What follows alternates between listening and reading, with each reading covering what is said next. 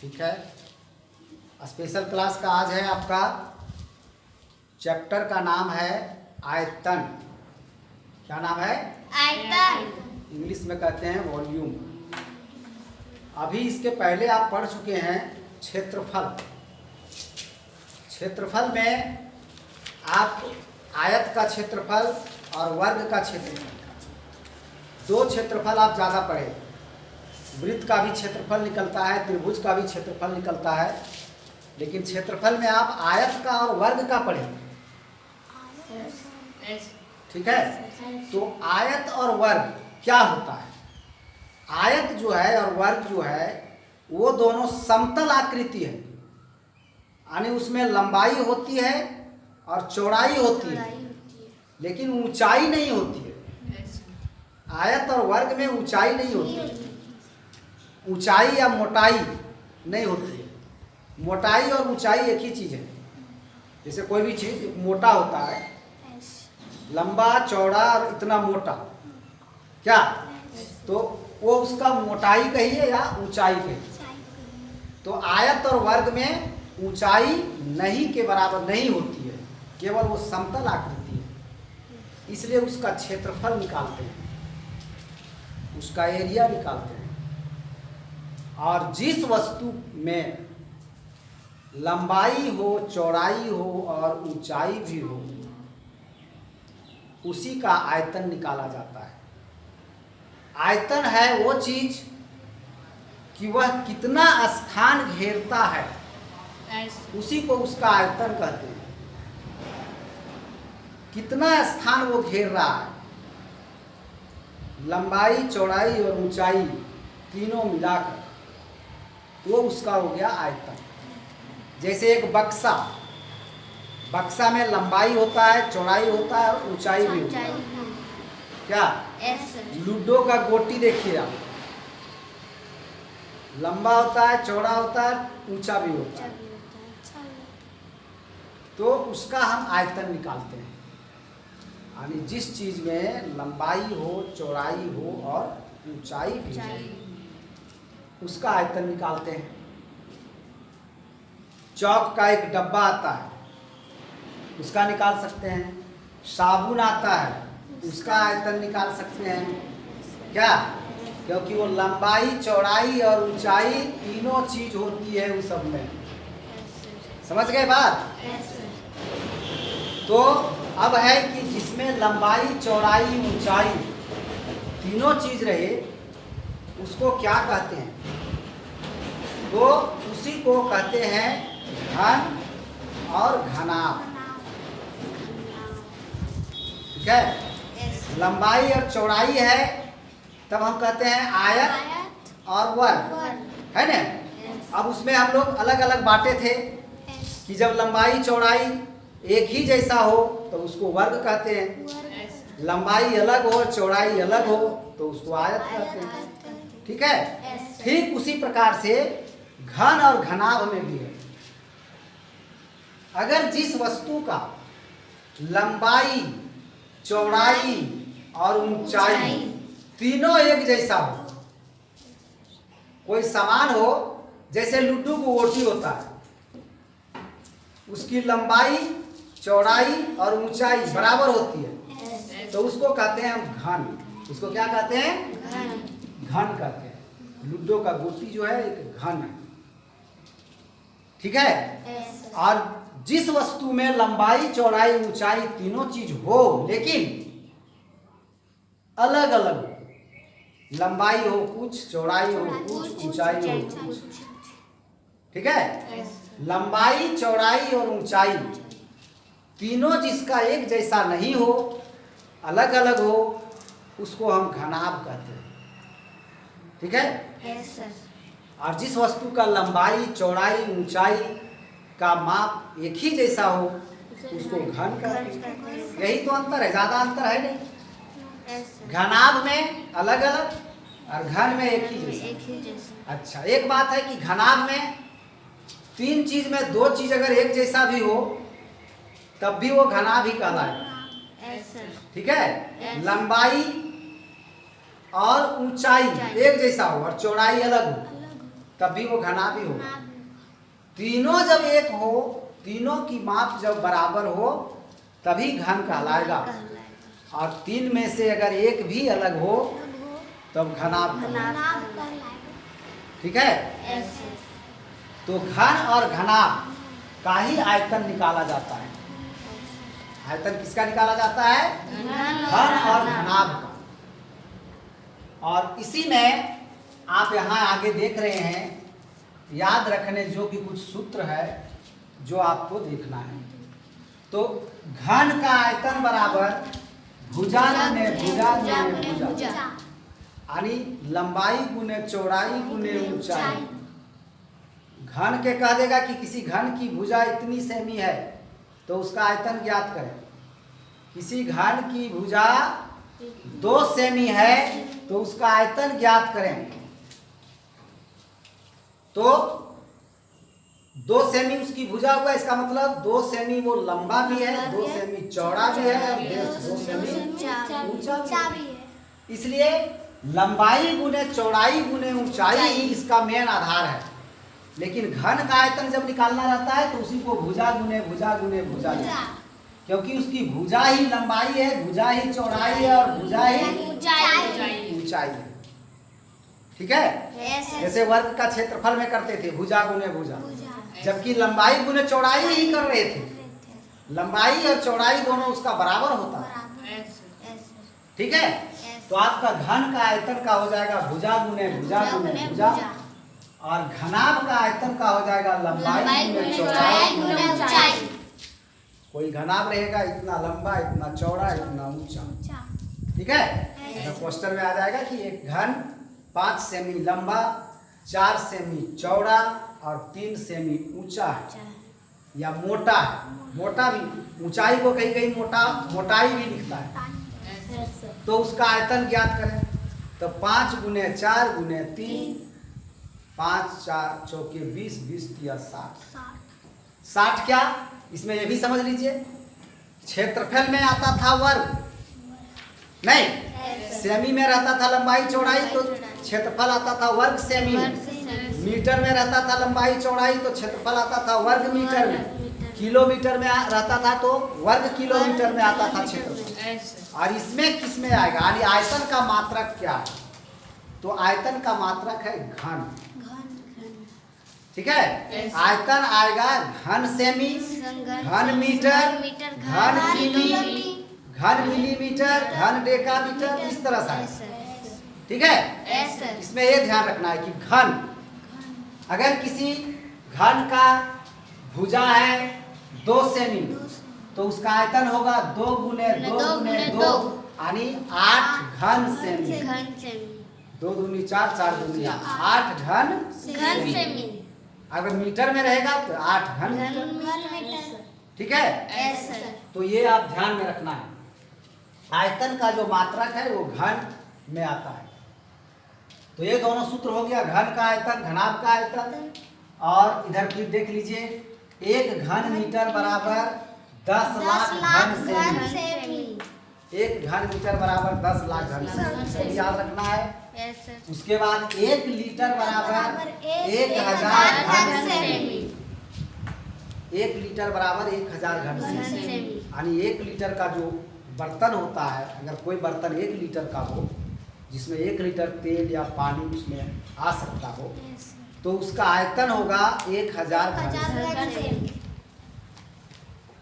और 1 घन मीटर बराबर 1000 लीटर। ठीक है।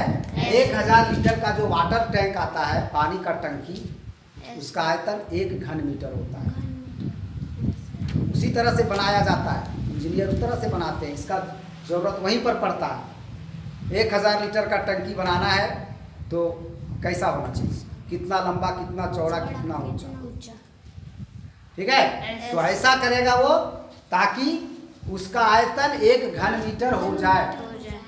यानी आप अगर 1 मीटर लंबा, 1 मीटर चौड़ा, 1 मीटर ऊंचा करते हैं तब भी हो जाएगा, क्योंकि 1 गुने 1 गुने 1 तो 1 ही होगा। तो 1 घन मीटर हो जाएगा उसका आयतन। और अगर लंबाई चौड़ाई ऊंचाई अलग अलग करिएगा तब भी हो जाएगा। तो 1 घन मीटर बराबर 1000 लीटर। तो ये भी याद आपको करना है, तो पूरा याद रखिएगा ये सब, तब होगा आयतन का चैप्टर, तभी आप बना पाएंगे। समझ गए? तो आइए प्रश्नावली 53। प्रश्नावली 53 में आप देखिए, सबसे पहले दिया हुआ है रिक्त स्थानों को भरें, जो आप क्वेश्चन उतार करके और जहाँ पर खाली स्थान है वहाँ पर भरिएगा। ये देखिए आपका क्वेश्चन, ये क्वेश्चन है आपका, रिक्त स्थानों को भरें। ठीक है। का में बोला है 1 सेमी भुजा वाले घन का आयतन। तो 1 सेमी भुजा है अगर, तो उसका आयतन होगा भुजा गुने भुजा गुने भुजा, मतलब 1 गुने 1 गुने 1 घन सेमी। क्या हो जाएगा? 1 घन सेमी। 1 भरा जाएगा, घन सेमी आपका यहाँ पर लिखा हुआ है। फिर खा में है घन का आयतन बराबर, सूत्र लिखना था, 2 बार लिख दिया है भुजा गुने भुजा, तीसरा में खाली, तो वहाँ भी भुजा। घनाभ का आयतन बराबर लंबाई गुने चौड़ाई गुने ऊंचाई, तो ऊंचाई की जगह खाली था तो भरा गया। उसके बाद है 1 घन मीटर बराबर कितना लीटर, अभी लिखवाए ऊपर में, 1 घन मीटर बराबर 1000 लीटर। फिर है 1 लीटर बराबर कितना घन सेमी, 1000 घन सेमी, वो भी लिखवाए हैं इसलिए 1000 घन सेमी। उसके बाद 1 घन मीटर बराबर कितना घन सेमी, 10 लाख घन सेमी, वो भी लिखवाया गया है 10 लाख घन सेमी। फिर आपका क्वेश्चन नंबर 2 में आपका है प्रत्येक घन का आयतन ज्ञात करें जिसकी भुजा। आप देखिए क्वेश्चन नंबर 2 इधर है, का खा गा घा, तो का हम केवल बना रहे हैं, खा गा घा को आपको उसी तरह से अपने से बना लेना है। क्वेश्चन नंबर 3 भी आपका देख लीजिए पहले, वो खाली स्थानों को भरने वाला है। क्वेश्चन नंबर 3, तो अब देखिए क्वेश्चन नंबर 2 में कह रहा है कि प्रत्येक घन का आयतन ज्ञात करें जिसकी भुजा, भुजा अगर 5 सेमी है तो घन का आयतन क्या होगा, तो आपको सूत्र लिखवाया गया है, घन का आयतन बराबर भुजा गुने भुजा, यानी 5 गुने 5 बराबर 125 क्योंकि भुजा है सेमी में, तो आयतन होगा घन सेमी। उसी प्रकार खा में है 6 सेमी है भुजा, तो उसको 6 गुने 6 करके निकालेंगे। फिर आगे है 4 सेमी गा में, उसका भी निकाल लेंगे। घा में है 2.5 सेमी, 2.5 मीटर, तो उसको 2.5 गुने 2.5 गुने 2.5 करके जितना आएगा उतना घन मीटर हो जाएगा। अब तीसरा में जो है, तीसरा में आपका है ठोस का इधर नाम दिया हुआ है घनाभ घन, इधर फर्स्ट कॉलम में घनाभ घन ये सब लिखा हुआ है। दूसरा कॉलम में उसकी लंबाई चौड़ाई और ऊंचाई दी हुई है। तो जो घन होगा उसका तीनों चीज एक जैसा होगा। जैसे आप देख लीजिए अंगा और चा में, अंगा और चा वाला घन है तो इसकी लंबाई भी 50 सेमी, चौड़ाई भी 50 सेमी, ऊंचाई भी 50 सेमी। ठीक है, उसी तरह से चा वाला का भी, लेकिन का खा गा में और घा में अलग अलग है। तो अब इसकी आयतन निकालना है। घनाभ है तो लंबाई इतना, चौड़ाई इतना, ऊंचाई इतना, तो आयतन क्या, तो आयतन बराबर लंबाई गुने चौड़ाई गुने ऊंचाई। आप ये तीनों को गुना करके जितना आएगा उतना यहाँ आयतन में भरते जाएंगे सभी कॉलम में। लेकिन ध्यान रखना है कि अगर ये सब सेमी में है तो यहाँ घन सेमी लिखेंगे, मीटर में है तो घन मीटर में लिखेंगे। ठीक है, और घा में देखिएगा, घा में आपका 10 मीटर, 5 मीटर और 50 सेमी है, तो 1 सेमी में आ गया है। इसलिए आपको इसको मीटर में पहले चेंज करना पड़ेगा। 50 सेमी बराबर 50/100 मीटर, यानी 1/2 यानी 0.5। इसको इसका हो जाएगा 0.5 मीटर। तब हम गुना करेंगे 10 मीटर, 5 मीटर और 0.5 मीटर, तब जितना आएगा उतना भरेंगे। तो देखिए आपका तीसरा में का जब हम मल्टीप्लाई किए तो आ गया 560 घन सेमी, खा का आ गया 9600 घन सेमी, और ग का आ गया 30 घन मीटर, क्योंकि इसमें है 5 3 2 तो गुना किए तीनों को, और घा में 10 मीटर 5 मीटर और 50 सेमी था, तो 50 सेमी को मीटर बनाए तो 0.5 मीटर हुआ, 0.5 मीटर। तो उसको जब मल्टीप्लाई किए तो आपका आ गया 25, तो 25 घन मीटर हो गया। अंगा में आ गया आपका 1,25,000 घन सेमी, मल्टीप्लाई करके तीनों को, और चा में तीनों को मल्टीप्लाई किए 0.2 इंटू 0.2 इंटू 0.2 तो आ गया आपका 0.008 घन मीटर, क्योंकि ये मीटर में दिया हुआ है। Yes sir. ठीक है, Yes. 0.2 को गुना करेंगे जब 3 बार तो 0.008 ही होगा। Yes sir. ठीक है, ये Yes. आपका 3 तक हो गया। नेक्स्ट है आपका question number 4। Question number 4 5 6 7 word problem है, थोड़ा सा आप देख लीजिए ठीक से। वर्ड प्रॉब्लम में आपका ये 4 5 6 7 जो क्वेश्चन है एक ही बार देख लीजिए, ठीक है। और अब आप देखिए क्वेश्चन नंबर 4 में कह रहा है, आपको क्वेश्चन को समझना है अच्छे तरीके से। क्वेश्चन नंबर 4 में कह रहा है कि एक साबुन जो है वो 7 सेंटीमीटर लंबा है, 4 सेंटीमीटर चौड़ा है और 2.5 सेंटीमीटर ऊंचा है, यानी मोटा है।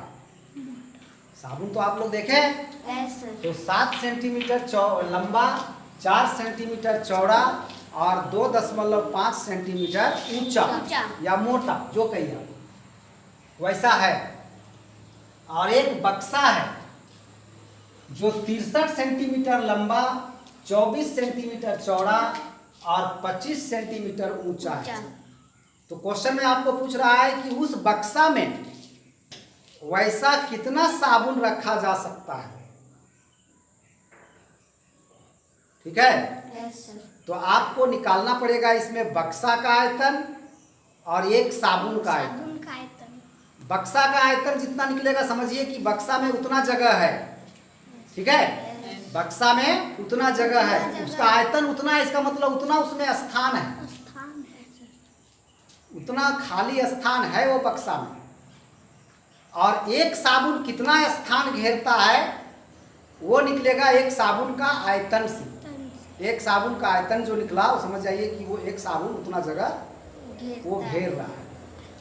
तो बक्सा का आयतन बटे एक साबुन का आयतन कर देने से आपका निकल जाएगा। तो इसलिए पहले हम लिख लिए एक साबुन की लंबाई चौड़ाई ऊंचाई और बक्सा की लंबाई चौड़ाई ऊंचाई, ठीक है। अब है कि बक्सा में कितने साबुन रखे जा सकते हैं उसका संख्या निकालने के लिए हमने लिखा, इसलिए साबुनों की आवश्यक संख्या बराबर बक्सा का आयतन बटे एक साबुन का आयतन। तो बक्सा का आयतन कैसे निकलेगा, बक्सा का लंबाई गुने चौड़ाई गुने ऊंचाई करेंगे तभी तो निकलेगा। और एक साबुन का आयतन कैसे निकलेगा, उसका लंबाई गुने चौड़ाई गुने ऊंचाई। तो वही हम यहाँ पर कर दिए हैं। बक्सा का आयतन निकालने के लिए बक्सा का लंबाई गुने चौड़ाई गुने ऊंचाई, वहां पर ऊपर में देख लीजिए लिखा हुआ है 63 24 25 है ना। साबुन का एक साबुन का आयतन तो 7 सेमी गुने 4 सेमी गुने 2.5 सेमी। ठीक, अब इसको हम काट देंगे, देखिए कैसे कटता है। 7 से ये कट जा रहा है 9 बार में, 4 से ये कट जा रहा है 6 बार में, और ये कैसे कटेगा, ये दशमलव है तो इसमें दशमलव को हम लोग उड़ाते हैं। तो दशमलव खत्म करेंगे जब हम तो क्या होगा, ऊपर में एक जीरो बैठेगा इसमें, क्योंकि दशमलव के बाद एक अंक है इसमें। तो अब ये बन गया 250, ये हो गया 25। अब काटेंगे तो 10 बार में कट जाएगा। ठीक, अब आप गुना कर दीजिए, देखिए आपका आ जाएगा 540 का। ठीक है, तीनों को गुना करेंगे तो 540। इसका मतलब उस बक्सा में 540 साबुन रखे जा सकते हैं वैसे वैसे। कैसे कैसे? 7 सेमी लंबा, 4 सेमी चौड़ा और 2.5 सेमी ऊंचा। अब दूसरा साबुन, दूसरा लंबाई चौड़ाई वाला साबुन रखने लगोगे तो उतना नहीं हटेगा क्या? उससे ज़्यादा या कम हो जाएगा, तो इसलिए ये इसका हो गया। अब 5वां नंबर क्वेश्चन में कह रहा है कि एक हौज, हौज का मतलब पानी रखने का जो हौज बनाया जाता है, टंकी टाइप का, हौदा जिसको कहते हैं, है ना, वो एक बनाया हुआ है जो कि 3 मीटर लंबा है, 2 मीटर चौड़ा है और 1.5 मीटर ऊंचा है। तो उसमें कितना पानी आ सकता है, कितना पानी उसमें रखा जा सकता है, ये आपको निकालना है। तो आप अभी सूत्र में याद किए हैं कि 1 घन मीटर बराबर 1000 लीटर होता है। अगर किसी वस्तु का या किसी हौज का आयतन अगर 1 घन मीटर होता है तो उसमें 1000 लीटर पानी अटकाएगा। तो पहले हम हौज का आयतन ही निकाल लेते हैं, कितना घन मीटर आ रहा है, उसके बाद निकाल देंगे। तो पहले निकाल लीजिए हौज का आयतन। हौज का आयतन बराबर लंबाई गुने चौड़ाई गुने ऊंचाई। लंबाई है 3 मीटर, चौड़ाई 2 मीटर, ऊंचाई 1.5 मीटर। तो ये तीनों को गुना किए तो आ गया 9 घन मीटर इसका आयतन हो गया। हौज का आयतन कितना हो गया? 9 घन मीटर हो गया। अब एक घन मीटर बराबर 1000 लीटर, इसलिए 9 घन मीटर बराबर 9000 लीटर। तो निकाल दिए यहाँ पर। 1 घन मीटर आयतन रहता तो 1000 लीटर पानी उसमें आ सकता था। 9 घन मीटर है तो 1000 गुने 9 यानी 9000 लीटर पानी उसमें रखा जा सकता है उस हौज में। ठीक है। नेक्स्ट है आपका क्वेश्चन नंबर 6। क्वेश्चन नंबर 6 में देखिए आप 5 और 6 मिलता जुलता है। 5 का था हौज जो घनाभाकार था, उसकी लंबाई अलग थी, चौड़ाई अलग थी, ऊंचाई अलग थी। और 6 में आपका जो है टंकी वो घनाकार है जिसकी भुजा 2 मीटर है। ठीक है, घनाकार टंकी है मतलब घन के आकार है। तो इसका आयतन निकालने के लिए भुजा गुने भुजा गुने भुजा करेंगे। और 5 और 6 के क्वेश्चन में यही अंतर था कि 5 में बोला था कि उस हौज में कितना लीटर पानी रखा जा सकता है, और 6 में आपको थोड़ा सा एक कदम आगे पूछ दिया है कि इस टंकी में जो पानी रखा जाएगा उसका वजन कितना होगा।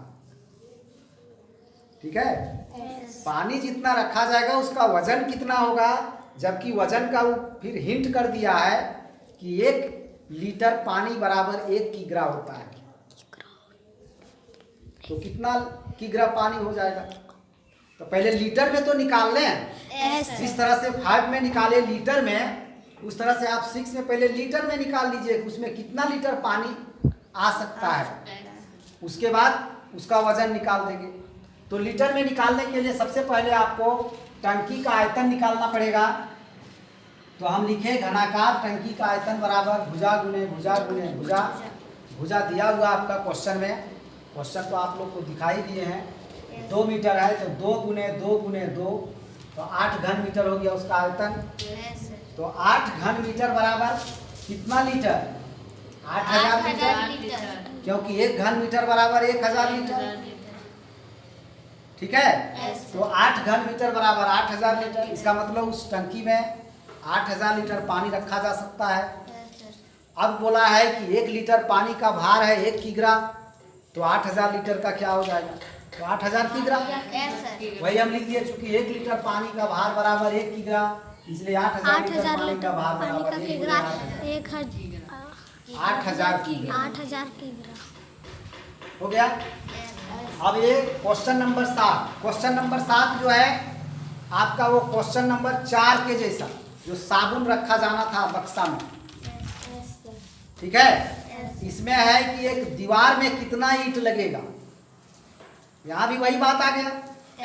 अरे उसमें बक्सा में साबुन रखा जा रहा था, इसमें ईंटा को दीवार में रखना है। दीवार में भी तो रखा ही जाता है ईंटा को। यही बात पूछ रहा है कि एक ईंटा की लंबाई इतनी है, चौड़ाई इतनी है, ऊंचाई इतनी है, दिया हुआ है। ईटा का लंबाई आपका 25 सेमी, चौड़ाई 12 सेमी, ऊंचाई 6 सेमी। और दीवार जो बनाना है उसकी लंबाई 4 मीटर, तो उसको हम सेमी में बदल दिए क्योंकि ईटा का शब्द दिया है सेमी में, तो इसकी भी लंबाई चौड़ाई ऊंचाई को हमको सेमी में बदलना पड़ेगा। ठीक है, तो दीवार की लंबाई है 4 मीटर, तो 400 सेमी हो गया। चौड़ाई है 24 सेमी, तो ठीक है रहने दिए 24 सेमी। ऊंचाई है 3 मीटर, तो 300 सेमी। अब डायरेक्ट हम उस साबुन वाला के जैसा चले आए, इसलिए आवश्यक ईंटों की संख्या बराबर जितना ईंटा लगेगा तो जितना दीवार का आयतन होगा उसमें से एक ईंटा का आयतन को भाग देंगे तो निकल जाएगा संख्या। ठीक है, इसका सूत्र होगा दीवार का आयतन बटा एक ईंट का आयतन। तो दीवार का आयतन कैसे निकलेगा? दीवार की लंबाई चौड़ाई ऊंचाई को गुना करने से, तो दीवार की लंबाई चौड़ाई ऊंचाई को गुना किए। एक ईंटा का आयतन कैसे निकलेगा? ईंटा की लंबाई चौड़ाई ऊंचाई को गुना करने से, तो यहाँ पर ईंटा की लंबाई चौड़ाई ऊंचाई को गुना कर दिए और बस इसको काट दिए। काटे नहीं है, देखिए काटते हैं अभी। पहले एकदम सीधा सीधी काटने का प्रयास करेंगे। 12 से कटेगा 24 2 बार में, 25 से कटेगा 400 16 बार में, पूरी 16 बार में ये कट जाएगा। ठीक है, उसके बाद 6 से कटेगा 350 बार है। अब सब कट गया, अब बचा क्या? 16 2 और 50, तो 50 दूनी 100 100 हो गया और 100 को 16 से गुना करेंगे तो 1600 यूनिट इसका आंसर हो गया। ठीक है, अब आपका इसी के साथ ही चैप्टर आपका आयतन का समाप्त हुआ। इसको आप लोग आज के होमवर्क में बना लेंगे, रफ में और फेयर में। और आज का होमवर्क में आपको जांच पत्र 6 भी बना के लाना है, क्योंकि जांच पत्र आप पहले अपने से बनाते हैं उसके बाद फिर हम बनवाते हैं। तो आज आपको अपने से बना लेना है जांच पत्र 6। इसमें टोटल क्वेश्चन जो है आपका बनाया हुआ से है। जांच पत्र 6 में क्षेत्रफल वाला और आयतन वाला चैप्टर से तो है ही, दोनों चैप्टर से है, क्षेत्रफल और आयतन वाला चैप्टर से। इसलिए जांच पत्र 6 आपको बना लेना है। जिसके पास बुक नहीं है वो जांच पत्र 6 को आप ले लीजिए। जांच पत्र 6 ठीक से दिख रहा है? जांच पत्र 6 पूरा।